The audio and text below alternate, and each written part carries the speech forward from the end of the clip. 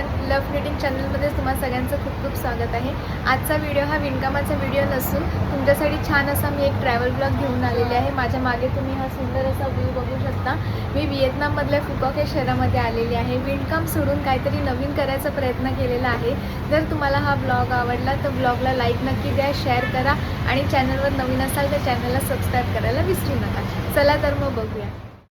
सगळ्यात पहिले तर आमचा प्रवास सुरू झाला मुंबई एअरपोर्टवरून।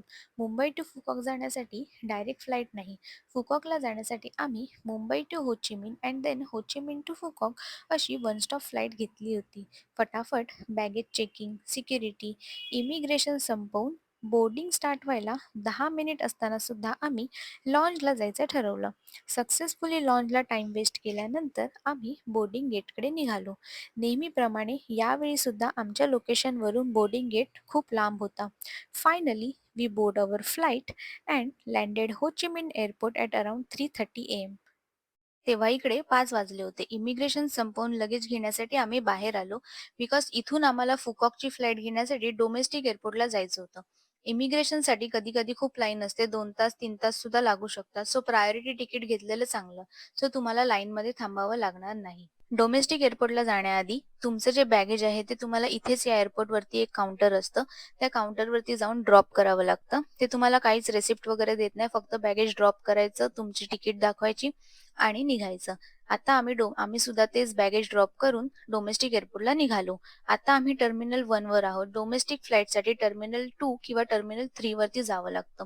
पूर्ण एअरपोर्टच्या बाहेर आल्यानंतर समोरच बस लागलेल्या असतात, त्यात बसून तुम्ही टर्मिनल 2 किंवा 3 वर जाऊ शकतात। वॉकिंग सुद्धा जाऊ शकतो आपण। अशाच एका बसमध्ये बसून आम्ही टर्मिनल 3 ला जायचो।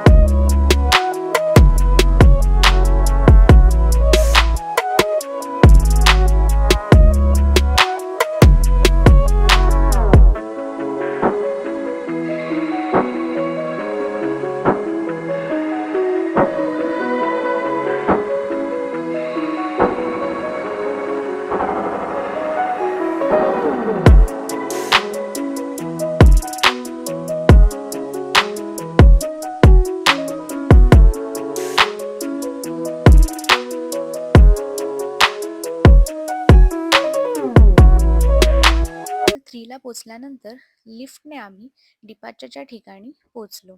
जर तुम्ही होचिमिन किंवा हनोई वाया फुकॉकला जात असाल तर तुम्हाला व्हिएतनाम विजा हा मॅन्डेटरी आहे। तुम्ही डिरेक्टली ई विजासाठी या साईटवरती अप्लाय करू शकता।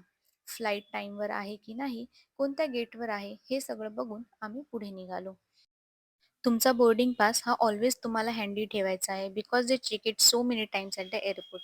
सिक्युरिटी चेक इन करून पुन्हा आम्ही लॉन्चला जायचं ठरवलं। फ्लाईटसाठी अजून 1 तास होता। 8:10ची आमची फुकॉकसाठीची फ्लाईट होती। आपल्या इथे तेव्हा अराउंड 6 वाजले असतील। व्हेजिटेरियन लोकांसाठी लॉन्चमध्ये ऑप्शन खूप कमी होते, फक्त ब्रेड बटरच भेटलं। ते खाऊन आम्ही थोडा इथे टाइमपास केला, त्यानंतर गेटकडे जायला निघालो। बोर्डिंग ऑलरेडी स्टार्ट झालं।